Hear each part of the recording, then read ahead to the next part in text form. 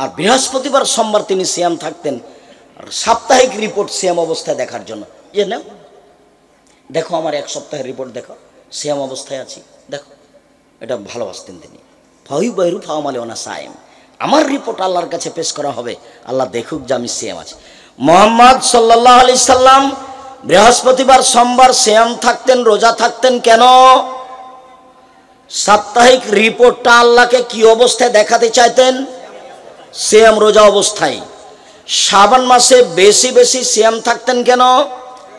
বাৎসরিক রিপোর্ট পেশ করা হয় শাবান মাসে, কোন দিন তার জানা ছিল না, তাই তিনি বেশি বেশি সিয়াম থেকে রিপোর্টটা ধরার চেষ্টা করতেন। দেখো আমার বাৎসরিক রিপোর্ট, আমি সিয়াম অবস্থায় আছি।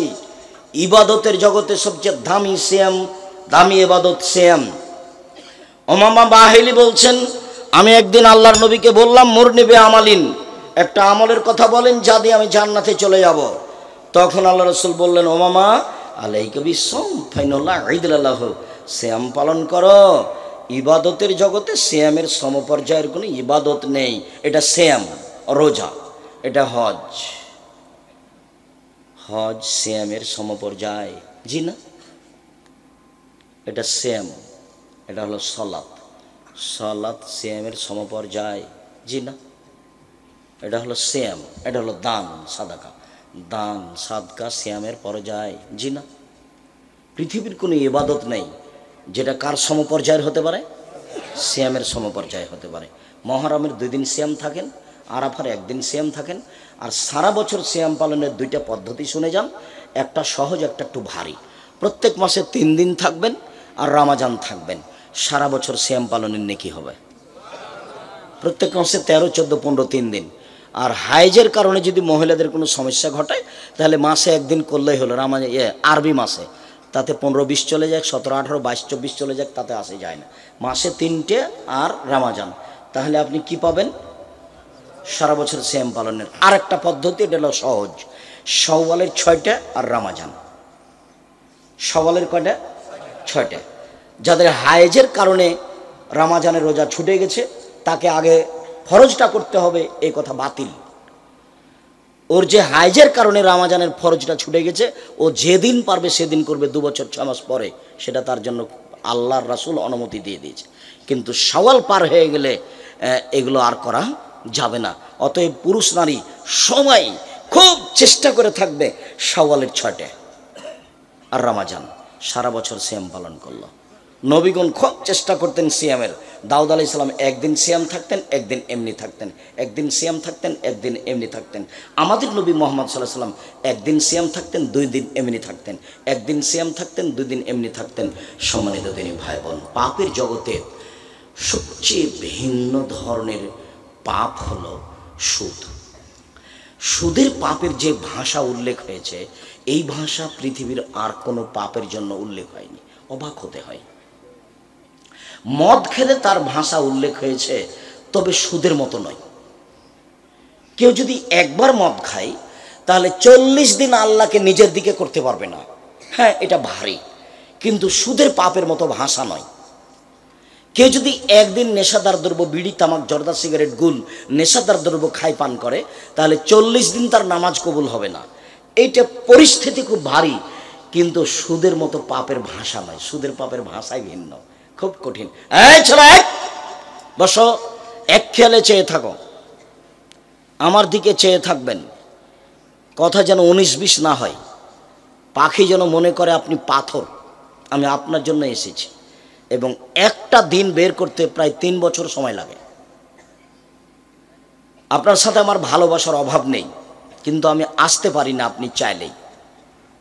আমি আপনার জন্য এসেছি। কোনো কাজ করবেন না কয়েক মিনিট, কোনো কাজ আমাকে দেখাবেন না দয়া করে। উপস্থিত বৈঠকের দিনই মুসলিম বোন, আপনাকে বলছি, কথা বলবেন না। ঢং ঢং ঢং ঢং করে গল্প করতে করতে এসেছেন, আবার ঢং ঢং ঢং ঢং করে গল্প করতে করতে চলে যাচ্ছেন। স্বামী নাই, বাপ নাই, ওভাবে এসেছেন কেন?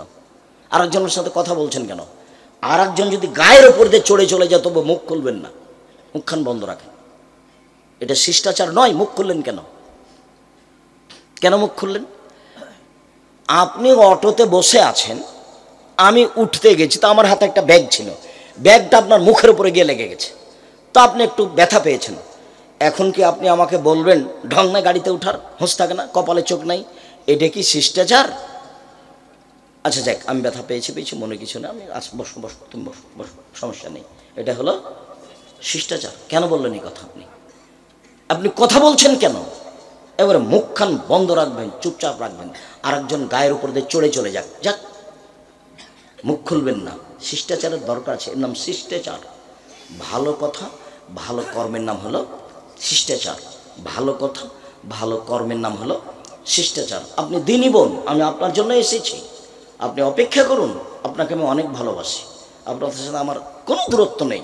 আপনাকে আমি খাটো করতে আসিনি, আপনাকে আমি ছোট করতে আসিনি। আপনাকে আমি আয়েশার মতো মনে করি, আপনাকে আমি খাদিজা রাদিয়াল্লাহু তাআলা আনহার মতো মনে করি, আপনাকে আমি অনেক দামি মানুষ মনে করি। আপনার সম্মান আমি খাটো করতে আসিনি, আপনাকে আমি আয়েশার মতো মনে করি। দেখবেন আপনি 1 মিনিট আয়েশাকে দেখবেন, 1 মিনিট দেখেন। আয়েশা রাদিয়াল্লাহু তাআলা আনহা বলেন যে আমার স্বামীর কবর হলো আমার ঘরে, তো আমার ঘরে আমি যাই, এটা আমার স্বামীর কবর, এমনিতেই যাই, মাথায় কাপড় দিই না দিই। কয়দিন পরে আমার স্বামীর কবরের পাশে হলো আমার বাপের কবর, তখন আমি এমনিতেই যাই, স্বাভাবিকভাবে যাই। কয়দিন পরে দেখি আমার বাপের কবরের পাশে হলো উমারের কবর, উমার কিন্তু জামাই।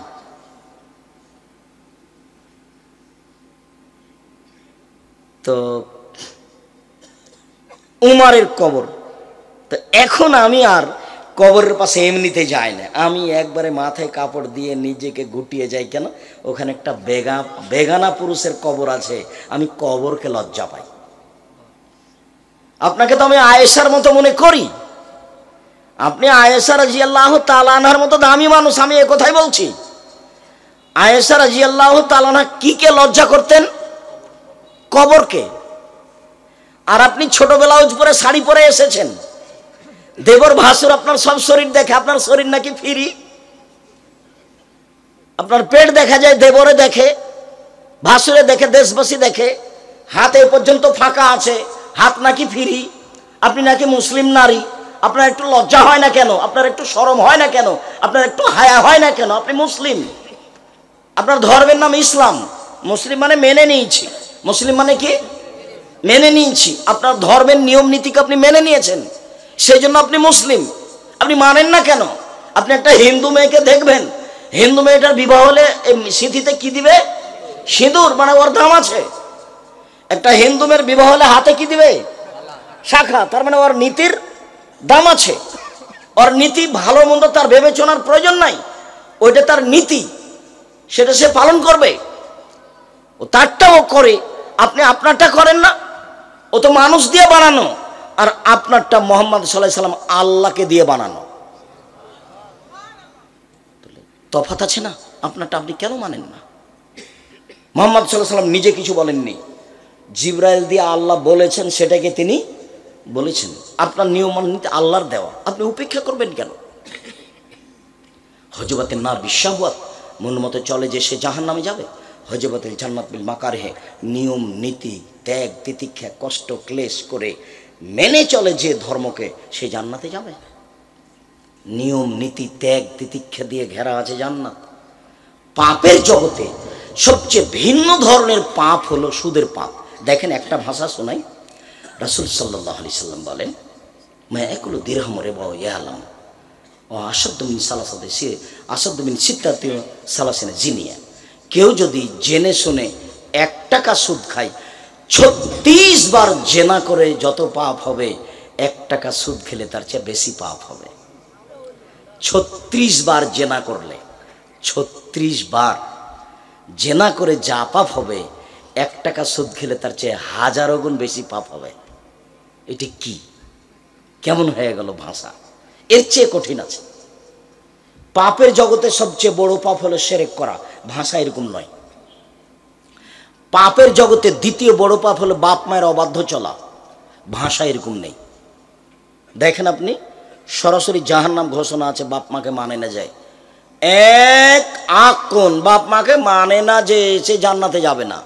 2 জুয়া খেলে যে সে জান্নাতে যাবে না। 3 মান্নান খোটা দেয় যে সে জান্নাতে যাবে না। 4 মধুমিনুল খামর, নিয়মিত বিড়ি তামাক জর্দা সিগারেট গুল নেশাদার দ্রব্য খায় পান করে যে সে জান্নাতে যাবে না। সিরিয়ালে 1 নম্বরে বাপ মাকে মানে না যে সে জান্নাতে যাবে না, এটা চলে এসেছে।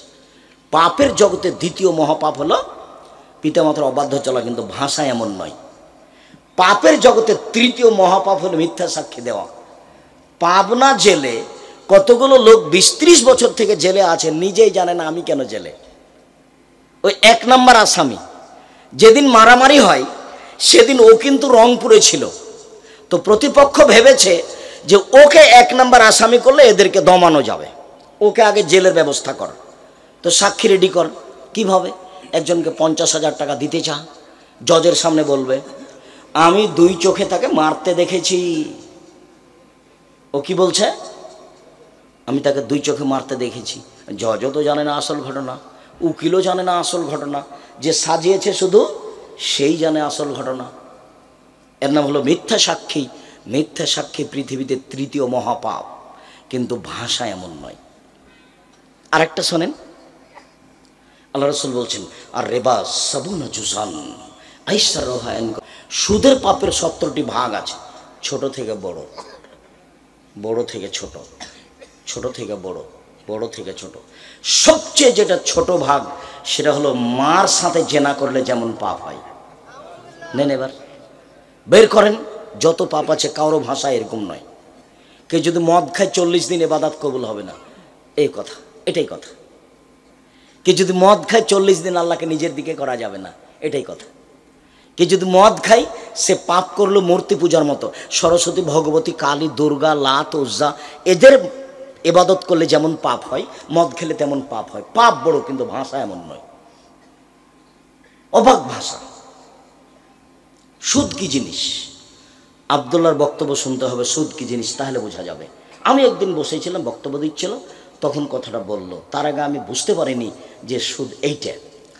টাকাকে নিজ গতিতে চলতে দিলে মানুষ শান্তি পাবে, টাকাকে নিজ গতিতে চলতে না দিলে মানুষের উপরে বিপদ নেমে আসবে, মানুষ নিঃস্ব হয়ে যাবে, টাকা পয়সা হারিয়ে ফেলবে। মুদ্রাকে নিজ গতিতে চলতে দিতে হবে। নিজ গতি মানে মুদ্রার নিজস্ব গতি হলো বিনিময়ে ব্যবহার হবে। আমি একটা টিস্যু বক্স নিয়েছি, বিনিময়ে কি দিয়েছি? টাকা। আমি 1 কেজি বেগুন কিনেছি, বিনিময়ে কি দিয়েছি? টাকা। এটা হলো টাকার নিজস্ব গতি, এটা মুদ্রার নিজস্ব গতি।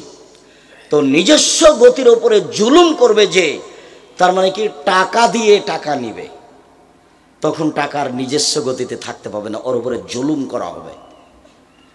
টাকা দিয়ে টাকা নিলে টাকার উপরে কি করা হবে? জুলুম করা হবে, তার নাম সুদ। আবার ভালো করে বুঝেন, টাকার একটা নিজস্ব গতি আছে, সেটা কি? মনে থাকবে না মনে হয়, বিনিময়ে ব্যবহার হবে। এই ছেলে, টাকার নিজস্ব গতি কি বলো? বিনিময়ে ব্যবহার হবে। 1 কেজি বেগুন নিয়েছো, কি দিবা? টাকা। একটা কাপড় কিনেছো, কি দিবা? টাকা। এটা হলো টাকার নিজস্ব গতি। এবার তুমি টাকা দিয়ে টাকা নিলে, তখন টাকার নিজস্ব গতিতে থাকলো না, তখন জুলুম হয়ে গেল। মানুষ যদি টাকার উপরে জুলুম করে তাহলে ফলাফলে আল্লাহ বলেছেন, আল্লাহ কি বলেছেন? তাহলে ওর টাকা কমে যাবে। আল্লাহ তাআলা বলেন ইয়ামহাকুল্লাহুর রিবা ওয়া ইউরবিস সাদাকাত, সুদ মানুষের টাকাকে কমিয়ে দেয়, দান মানুষের টাকাকে বেশি করে দেয়। আল্লাহ বলছেন সুদ মানুষের টাকাকে কমিয়ে দেয়, দান মানুষের টাকাকে বেশি করে দেয়। কমিয়ে দেয় কেন?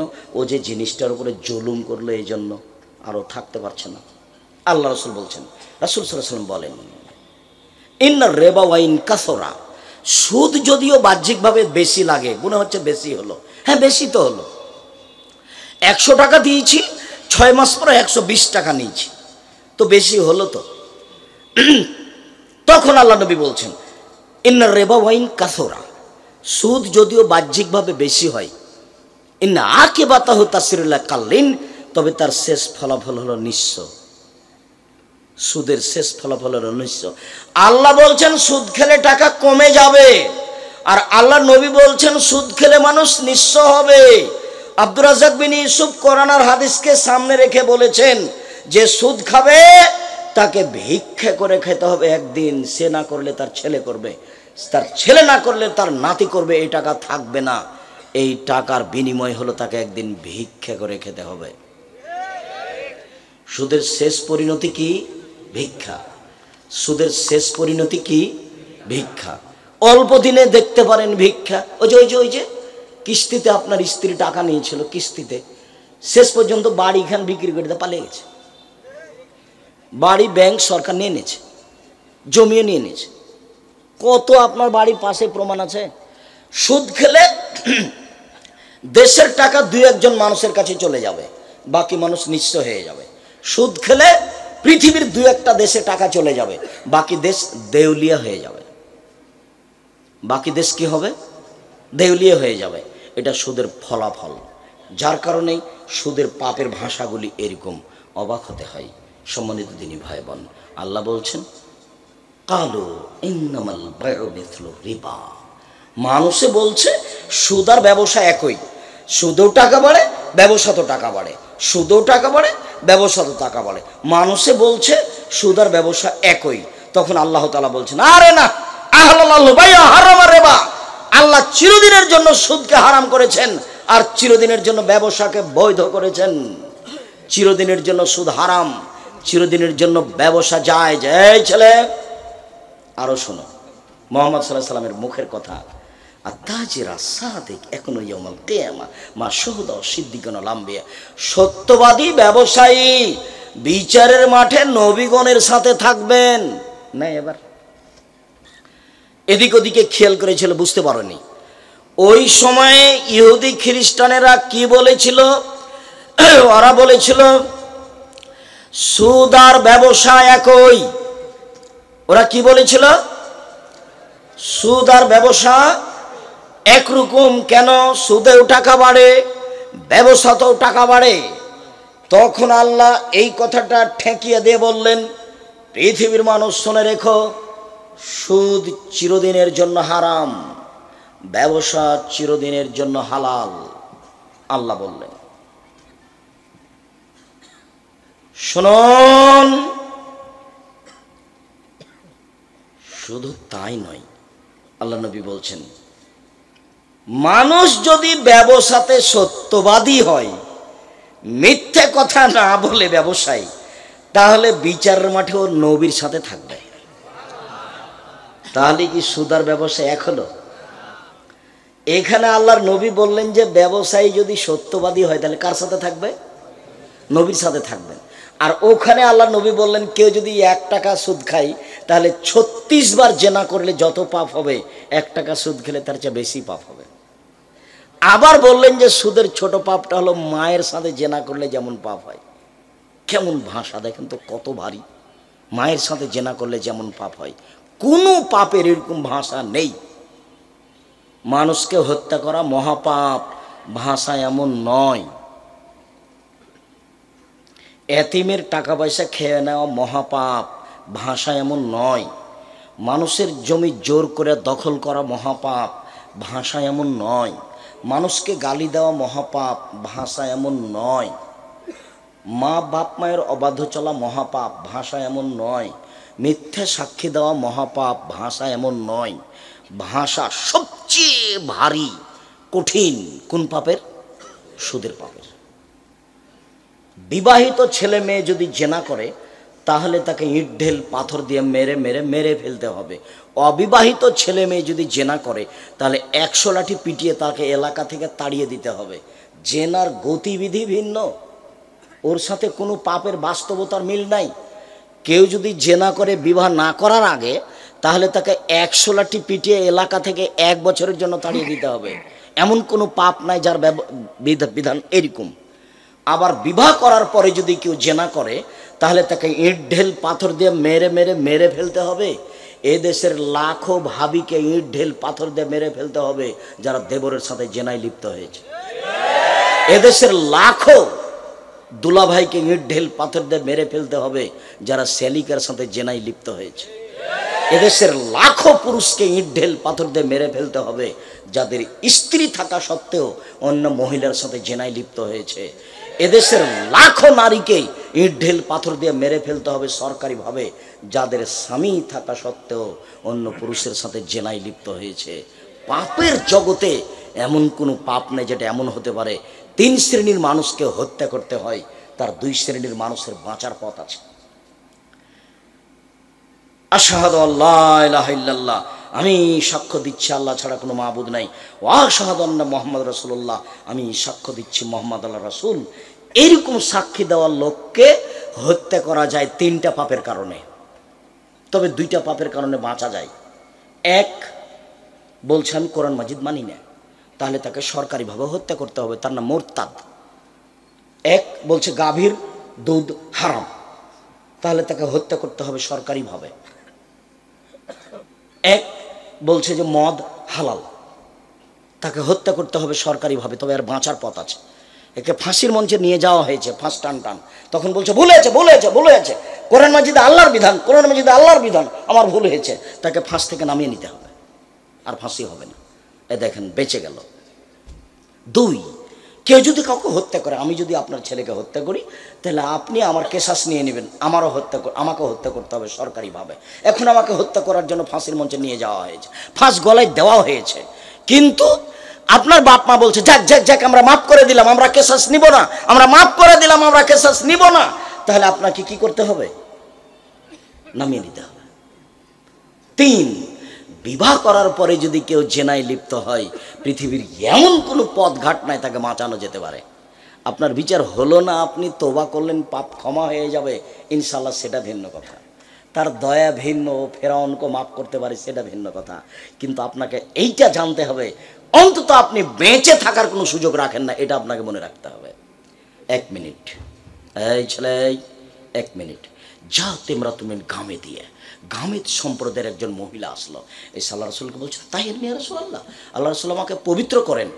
তখন আল্লাহ রসুল বলছেন ইরজিই, বাড়ি ফিরে যাও, আস্তাগফিরুল্লাহ, আল্লাহর নিকটে ক্ষমা চাও, ও তুবি ইলাইহি তওবা করো। তখন মহিলাটি বলছে হাতুরা দেদনি আমার দাদা মাইজুবনু মালিক, ও মাইজুবনু মালিকের বিচার না করে তাকে ফিরিয়ে দিয়েছিলেন, সেভাবে আপনি আমাকে ফিরিয়ে দিতে চাচ্ছেন? অন্না হবলা বিনা জেনা, আমার পেটে অবৈধ সন্তান আছে, আমি ফিরে যেতে রাজি নই, বিচার করে দিতে হবে। দেখেন ইসলামী নিয়ম কেমন। আল্লাহ রসুল বলছেন ইরজিই হাত্তা তালেদি, বাড়ি ফিরে যাও, যেদিন বাচ্চা হবে সেদিন আসো, বিচার করে দিব। মহিলা বাড়ি চলে গেল। মুসলিম হাদিস গ্রন্থে এসেছে যেদিন বাচ্চা প্রসব হয়েছে সেদিনে একটা ন্যাকড়ায় জড়িয়ে নিয়ে এসে বলছে এ দেখেন বাচ্চা প্রসব হয়েছে, বিচার করে দেন। তখন আল্লাহ রসুল বাচ্চার দিকে লক্ষ্য করে বলছেন ইরজিই, বাড়ি ফিরে যাও, ফরদিহে, বাচ্চাকে দুধ খাওয়াও, হাত্তা তাফতিমিহে, বাচ্চা যেদিন দুধ ছেড়ে দেবে সেদিন আসছে বিচার করে দেবো। মহিলা বাচ্চা নিয়ে চলে গেল, 2 বছর বাচ্চাকে দুধ খাওয়ালো, 2 বছর পরে বাচ্চা নিয়ে বিচারালয়ে উপস্থিত, বাচ্চার হাতে তখন একটা রুটি রয়েছে, রুটি প্রমাণ করে বাচ্চা খাদ্য খেতে পারে। ফাওয়াসাদহু বিয়াদির মুসলিমিন, আল্লাহ নবী বলেন এই শোনো, এই বাচ্চাটা তুমি না, লালন পালন করিও, একজন মুসলমান হাতে দিয়ে দিলেন। তারপরে বলেন সঙ্গী সাথী এই যাবো বেহা, একে মাঠে নিয়ে যাও, ওয়াফিরুল্লাহ আলা সাদরিহা, মাঠে নিয়ে গিয়ে গর্ত খুঁড়ে বুক পর্যন্ত মাটিতে পুঁতে দাও, ফারজেমুহা, চতুর্দিক থেকে ইট ঢেল পাথর মেরে তাকে বিদায় করো দুনিয়া থেকে। ও বিচার চাইতে না আসলে আল্লাহ রাসূল বিচার করতেন না। তোমরা মাঠে নিয়ে যাও, গর্ত খোঁড়ো, বুক পর্যন্ত মাটিতে পুঁতে দাও, চতুর্দিক থেকে ইট ঢেল পাথর মেরে তাকে বিদায় করো।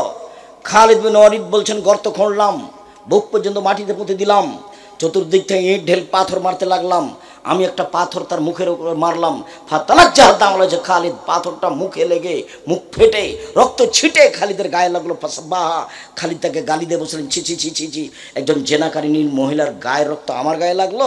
এভাবে বলতে আল্লাহ রাসূল বলছেন মালে না খালিদ, খালিদ থামো, গালি দিও না, লাগা তাওবাত তাওবাতান লাউ তাও সাহেব মাকসিল্লাহ গফির আল্লাহ। এ মহিলা এত তওবা করেছে, এ মহিলা এত ক্ষমা চেয়েছে, এ মহিলা এত তওবা করেছে, এ মহিলা এত ক্ষমা ভিক্ষা চেয়েছে, যে বড় থেকে বড় পাপী যদি এমন তওবা করে তাহলে তার পাপ ক্ষমা করা হবে। খালিদ শোনো, এর তওবা যদি মদিনার সব পাপীকে ভাগ করে দেওয়া হয় সবার পাপ ক্ষমা হয়ে যাবে। তার মানে আল্লাহ রাসূল বললেন যে তার পাপ ক্ষমা হয়ে গেছে। তিনি জানাজা দিলেন, তিনি কাফন দাফন করলেন, তো তিনি বলতে পারলেন না যাও তোমার বিচার হবে না, বাড়ি চলে যাও, এই কথা তিনি বলতে পারলেন না। দুঃখিত। সম্মানিত দিনী ভাই বোন, বিবাহের পরে জেনা ভিন্ন ধরনের শাস্তি, ভিন্ন ধরনের পাপ। পৃথিবীর এত বড় মানুষ, পৃথিবীর সবচেয়ে পাওয়ারফুল মানুষ মোহাম্মদ সাল্লাল্লাহু আলাইহি সাল্লাম, এত বড় পাওয়ারফুল মানুষ আল্লাহ পৃথিবীতে কাউকে সৃষ্টি করেননি। জান্নাতের গেটে বড় অক্ষরে লেখা আছে, সর্বপ্রথমে যিনি প্রবেশ করবেন তিনি হলেন মোহাম্মদ সাল্লাল্লাহু আলাইহি সাল্লাম। বিচারের মাঠে আল্লাহর সামনে কেউ কথা বলতে পারবেন না, এমনকি ইব্রাহিম আলাইহিস সালাম বলতে পারবেন না আমার যে কি হয় তা আমি নিজেই বুঝি না, এ বলে একটার পর একটা সবকে সরিয়ে দিবেন। মোহাম্মদ সাল্লাল্লাহু আলাইহি সাল্লাম কথা বলতে সক্ষম হবেন, মোহাম্মদ সাল্লাল্লাহু আলাইহি সাল্লাম কথা বলতে সক্ষম হবেন, এ কথা তিনি বলেও গেছেন। এত বড় পাওয়ারফুল মানুষ একটু বলতে পারলেন না, যাও তোমার পাপ ক্ষমা হয়ে গেছে, তোমার আর বিচার হবে না, এই কথা বলতে পারলেন না কেন? ওপর থেকে ফাইসালা আছে, বিবাহ করার পরে জেনায় লিপ্ত হলে তাকে ইট ঢেল পাথর দিয়েই মেরে ফেলতে হবে। এটাই হলো তার দুনিয়াবি ফাইসালা। পরকালে তার জান্নাতও হতে পারে, পরকালে তার জাহান্নাম হতে পারে। সম্মানিত দিনী ভাই বোন, এই পাপ হলো সুদের পাপ। জেনে শুনে যদি 1 টাকা সুদ খায়, 36 বার জেনা করে যত পাপ হবে, 1 টাকা সুদ খেলে তার চেয়ে বেশি পাপ হবে। সুদের পাপের 70টি ভাগ রয়েছে, বড় থেকে ছোট, ছোট থেকে বড়। সবচেয়ে ছোট ভাগ হলো মার সাথে জেনা করলে যেমন পাপ হয়, পাপের জগতে কোনো পাপের ভাষা এরকম নয়। আপনাকে তো আমি বলছি মদ খারাপ, একদিন মদ খেলে 40 দিন ইবাদত কবুল হবে না, ও এক ব্যতিক্রম পাপ। একদিন মদ খেলে 40 দিন আল্লাহকে নিজের দিকে করা যাবে না, ও এক ব্যতিক্রম পাপ। একদিন মদ খেলে তার পাপটা হয়ে গেল সরস্বতী, ভগবতী, কালী, দুর্গাকে পূজা করার মতো, এ এক ব্যতিক্রম পাপ। তারপরে ভাষা এমনটা নয়, একদিন মদ খেলে ফলাফল জাহান্নাম। 4 শ্রেণীর মানুষ জান্নাতে যাবে না। 1, আকুন বাপ মাকে মানে না যে। 2, কাম্মার জুয়া খেলে যে। 1 মিনিট, এই ছেলে, প্রত্যেক যে খেলাতে টাকার হার জিত রয়েছে তার নাম জুয়া। পৃথিবীর যে কোনো স্থানে যে কোনো খেলায় যদি টাকার হার জিত থাকে তার নাম হলো জুয়া। টাকার হার জিত নেই, শরীর চর্চা আছে, তখন খেলা যায়। যেমন ফুটবল, ভলিবল, ক্রিকেট, টাকার হার জিত নেই কিন্তু শরীর চর্চা আছে, তখন জায়েজ। টাকার হার জিতও নেই, শরীর চর্চাও নেই, বসে বসে চলে, এই খেলা বেশি খারাপ। আল্লাহ রাসূল বলছেন, মান লাইবাবেন নার দেশির ফাঁকাদাত খালাইয়া দহফি দামে খিঞ্জির। কেউ যদি চৌসার, ছক্কা, লুডু, দাবা, পাঞ্জা, ক্যারামবোর্ড, তাস, গেমস, এরকম খেলা পৃথিবীতে আরও যত জন্ম নিয়েছে, আরও যত জন্ম নিবে, বসে বসে চলে, শরীর চর্চা হয় না, বসে বসে চলে, অন্য কাজ হয় না, এই খেলাতে যদি কেউ অংশগ্রহণ করে, সে তার হাতকে শরীর শুকুরের রক্তের মধ্যে ডুবিয়ে দিল। কার মধ্যে ডুবালো? শুকুরের শরীর রক্তের মধ্যে ডুবিয়ে দিল।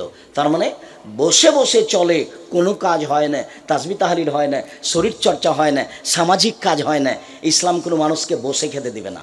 এই ছেলে বসে আছো কেন? তাস খেলাচ্ছ কেন? এই ছেলে বসে লুডু খেলাচ্ছ কেন? এটা কোন ঢং? এই ছেলে তোমাকে বলছি, তোমার ওই তাস খেলার ক্যারাম বোর্ডটা ভেঙে ঘুমাবা। বক্তব্যের সঙ্গে মুনাফিকি করিও না, মুনাফিকি করে কোনো লাভ নাই। তুমি যদি ভেঙে ঘুমাও তাহলে তুমি আসলেই বক্তব্য শুনেছ, তুমি একজন মুসলিম। মুসলিম মানে মেনে নেওয়া, ইসলাম মানে ওর ধর্ম, ওর ধর্মের নাম ইসলাম। আর মুসলিম মানে মেনে নিয়েছি। চৌসার, ছক্কা, লুডু, দাবা, পাঞ্জা, ক্যারামবোর্ড, তাস, গেমস যেগুলো বসে বসে চলে, এগুলো শরীয়ত খুব শক্তভাবে দেখেছে। মধ্যখানে একটা কথা বারবার আঘাত করছে, আপনার স্ত্রীকে বলে এসেছি অনেক কিছু, তারপর আমি কষ্ট পাচ্ছি একটু না বললে। আপনার স্ত্রী আপনার বাচ্চার হাতে গেমস খেলতে দিয়েছে, বাচ্চাকে একটা মোবাইল, আর আপনার স্ত্রী স্টার জালসা নিয়ে বসে আছে। এ হস্তিনী বউ, আমি আপনাকে কষ্ট দিতে চাই না বারবার বলে, আমি আপনার বউ ভালো হোক এটাই আমি চাচ্ছি, আপনার বউ ভালো হোক এটাই আমি চাচ্ছি। যদি সত্যিই সংসারকে সুন্দর করতে চান, সরকারের দোষ দিয়ে কোনো লাভ নেই। আপনি তো আপনার পরিবারের মালিক, আপনি আপনার পরিবারকে কন্ট্রোল করবেন। আল্লাহ বলছেন, কু আনফুসাকুম ওয়া আহলিকুম নার, তুমি নিজেকে জাহান্নাম থেকে বাঁচাও, তোমার পরিবারকে বাঁচাও। আপনাকে তো জনগণের দায়িত্ব দেওয়া হয়নি। মৌলানা সাহেব দিয়ে জাহান্নাম উদ্বোধন হবে, মৌলানা সাহেবকে দিয়ে কি হবে? জাহান্নাম উদ্বোধন হবে। বিপদে মৌলানা সাহেব আছে, বিপদে কে আছে? মৌলানা সাহেব আছে। তো মৌলানা সাহেবের হলো মোহাম্মদ সাল্লাল্লাহু আলাইহি সাল্লামের কথা জাতির কাছে পৌঁছাতে হবে। কেসা কাহিনী বলতে পাবে না, কে কি করলো এটা বলতে পাবে না। ওকে মোহাম্মদ সাল্লাল্লাহু আলাইহি সাল্লামের কথা পৌঁছাতে হবে। ঠিক ঠিক ঠিক ঠিক এভাবে বলছেন আল্লাহর নবী। পৃথিবীর আলেম ওলামা শুনে রাখো, বাল্লিগু আন্নী ওয়ালা আয়া, আমার একটি কথা জানা থাকলে অন্যকে বলো। পৃথিবীর মানুষ, আমার একটি কথা জানা থাকলে অন্যকে বলো। বানি ইসরায়েলের কাহিনী বলো, কোনো দোষ নেই। মান কাযাবা আলাইয়া মুতাআম্মিদান ফালিয়াতাওবা মাক্কাদাহু মিনান নার। কেউ যদি কোনো কথা আমার নামে বলে, সেই কথা যদি আমার না হয়, কেউ যদি কোনো কথা ধর্মের নামে বলে, সেটা যদি আমার না হয়, কেউ যদি কোনো কথা আমার নামে বলে, সেটা যদি আমার না হয়, তাহলে তার থাকার জায়গায় জাহান্নাম। জুব্বা যত বড়ই হোক, পাগড়ি যত বড়ই হোক, বিচার মাঠে রেহাই হবে না। যার জন্য মুখ খুলতে পাবে না রাসূলের কথা ছাড়া। নিজেকে বাঁচাতে হবে, পরিবারকে বাঁচাতে হবে, এটা আমার জিম্মেদারি, মাওলানা সাহেবের জিম্মেদারি। নিজেকে, পরিবারকে, সমাজকে, নিজেকে, পরিবারকে, সমাজকে উনি কেমন দাওয়াত দিচ্ছেন সেটা বিচারের মাঠে ফলাফল হবে। এই ছেলে, আমরা আলোচনার শেষের দিকে চলে এসেছিলাম। সুদের আলোচনায় একটা লম্বা হাদিসের একটা অংশ বলবো, সেই জন্য হাদিসটা আমি মুখে বলছি। হাদিস বুখারী মুসলিম, আমার দিকে এক খেলে চেয়ে থাকবেন। যার একটা কথা আসবে সুদের ব্যাপারে, এদিকে দেখেন। সামর ইবনে জুনদুব রাদিয়াল্লাহু তাআলা আনহু বলেন, আল্লাহর নবী ফজরের সালাত আদায় করেই আমাদের দিকে মুখামুখি বসতেন, আমাদের জিজ্ঞাসা করতেন, তোমরা স্বপ্নে কিছু দেখেছো কি? আমরা কেউ কিছু দেখলে বলতাম, তখন তিনি স্বপ্নের তাবির করে দিতেন। বলতেন, তোমার স্বপ্নের তাবির এই, তোমার স্বপ্নের তাবির এই। তো একদিন তিনি আমাদেরকে জিজ্ঞাসা করলেন, সঙ্গী সাথী, গত রাত্রে স্বপ্নে কেউ কিছু দেখেছ? আমরা বললাম, জি না। তখন তিনি বলছেন, শোনো শোনো, আমি দুইজন লোককে দেখেছি। তারা আমার কাছে আসলো, দুই হাত ধরলো, ধরে নিয়ে চলে যাচ্ছে বাইতুল মুকাদ্দাসের দিকে। যেতে যেতে দেখছি একটা লোক বসে আছে আর একটা লোক দাঁড়িয়ে আছে।